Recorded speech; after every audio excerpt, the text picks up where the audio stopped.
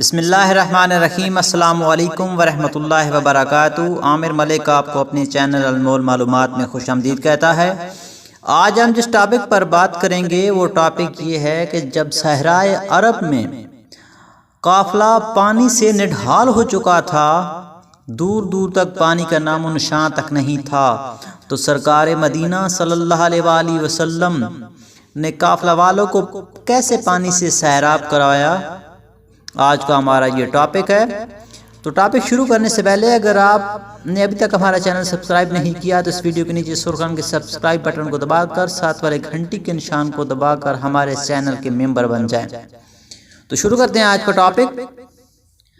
صحرائے عرب میں مردوں اور عورتوں پر مشتمل ایک قافلہ جا رہا تھا۔ تحت نظر ریگستان اور دوپہر کا وقت تھا، دور دور تک پانی کا نام و نشان تک نہیں تھا۔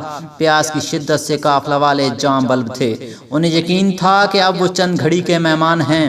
ایک شخص نے سرکار دو جہاں صلی اللہ علیہ وآلہ وسلم کو پکارا، یا رسول اللہ، آپ کے گوشت مبارک میں یہ آواز پہنچ گئی۔ اس واقعے کو مولانا روم نے مثنوی میں بیان کیا ہے۔ اچانک دو جہاں کی مدد کرنے والے حضور صلی اللہ علیہ وآلہ وسلم ان کی مدد کے لیے وہاں پہنچ گئے۔ سرکار مدینہ صلی اللہ علیہ وآلہ وسلم نے تسلی دیتے ہوئے فرمایا، اس پہاڑ کے دوسری جانب ایک حبشی نژاد غلام اپنی ناکہ اونٹنی پر پانی کے ایک مشک لے کر جا رہا ہے، اسے جا کر کہو تجھے پیغمبر آخر الزمان بلا رہے ہیں۔ فوراً قافلے سے ایک شخص دوڑتا ہوا پہاڑ کی طرف روانہ ہوا۔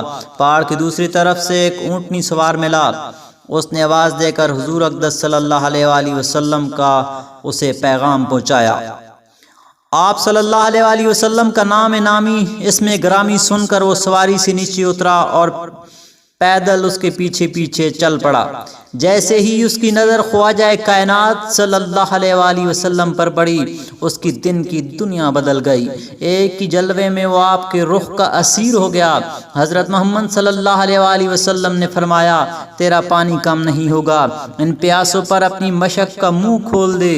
اب وہ اپنے آپ میں نہیں تھا، حکم کی تعمیل کے لیے اس کے ہاتھ اٹھے، اس نے مشک کا منہ کھول دیا۔ آبشار کی طرف پانی گر رہا تھا، قافلے والے سیراب ہو رہے تھے۔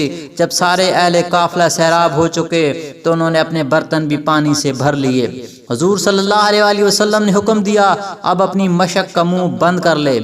اسے یہ دیکھ کر سخت حیرت ہوئی کہ اتنا پانی بہہ جانے کے بعد بھی اس کی مشک کا پانی ایک بوند بھی کم نہیں ہوا۔ حبشی غلام کا بیان ہے کہ میں نے دیکھا ایک دریا میری مشک میں داخل ہو رہا ہے اور اہل قافلہ سیراب ہو رہے ہیں۔ یہ کھلا معجزہ دیکھ کر وہ چیخ اٹھا اور کہنے لگا، میں گواہی دیتا ہوں کہ آپ اللہ تعالیٰ کے سچے رسول ہیں۔ عرض کیا، حضرت میرے چہرے کا رنگ سیاہ ہے، اگر آپ کرم فرمائیں تو اپنا دست کرم میرے چہرے پر پھیر دیں تاکہ یہ سیاہ رنگت سفیدی میں بدل جائے۔ مولانا روم نے شعر کی شکل میں اس کو بیان کیا ہے، مصطفیٰ دست مبارک بر رخش آن زمانہ مالد کرد او فرخش۔ حضور صلی اللہ علیہ وسلم نے اپنا دست مبارک اس کے چہرے پر پھیرا اور وہ بہت خوش ہوا۔ حبشی غلام کا چہرہ دن کی طرح سفید ہو گیا، حالانکہ پہلے یہ چہرہ رات کی طرح سیاہ تھا۔ حبشی غلام کا آقا بہت دیر سے اس کا منتظر تھا۔ جو ہی دور سے آتی ہوئی اونٹنی پر نظر پڑی تو وہ خوشی سے اس کا چہرہ کھل اٹھا۔ جو اونٹنی قریب ہوتی جا رہی تھی اس کا احتجاب بڑھتا جا رہا تھا۔ وہ حیران و پریشان تھا کہ اونٹنی اس کی ہے، مشک بھی اس کی ہے، لیکن سفار اجنبی معلوم ہوتا ہے۔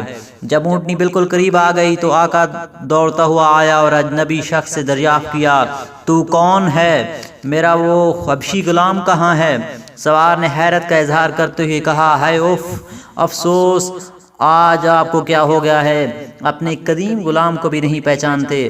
آپ کا غلام تو میں ہی ہوں، اور کون ہے؟ آقا نے کہا، تیرے چہرے پر یہ نور کہاں سے آیا؟ عرض کیا، یہ برکت نخلستان عرب کے پیغمبر صلی اللہ علیہ وآلہ وسلم کی ہے، جس کے چہرے کا عکس دل ہو کوئی نہیں بلکہ چہرے کو بھی روشن کر دیتا ہے۔ پہاڑ کی اس وادی بھی ان کی زیارت سے سرفراز ہوا ہوں۔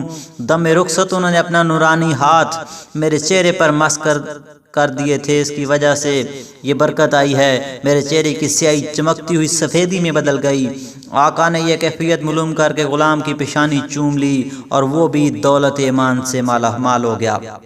اسی طرح کی مزید اچھی ویڈیوز کے لیے ہمارے سبسکرائبر ضرور بنیں، نیچے سبسکرائب کے بٹن کو دبا کر ساتھ گھنٹی کے نشان کو بھی پریس کر دیں۔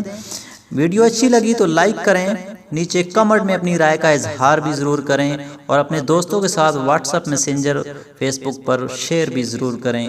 السلام علیکم ورحمۃ اللہ وبرکاتہ۔